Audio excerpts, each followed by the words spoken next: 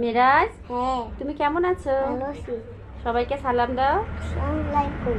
ভালো করে সালাম দাও। আসসালামু আলাইকুম। তুমি এখন কি করবে? গজল। গজল। আচ্ছা বলো তো দেখি, মনের ঘরেতে বলো।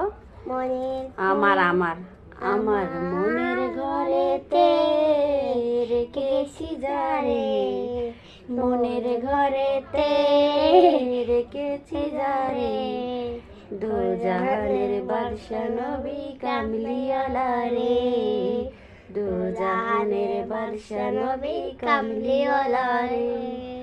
মোরা যদি ডানাওয়ালা পাখি হতাম, ওই মদিনায় উড়ে উড়ে উড়ে যাইতাম।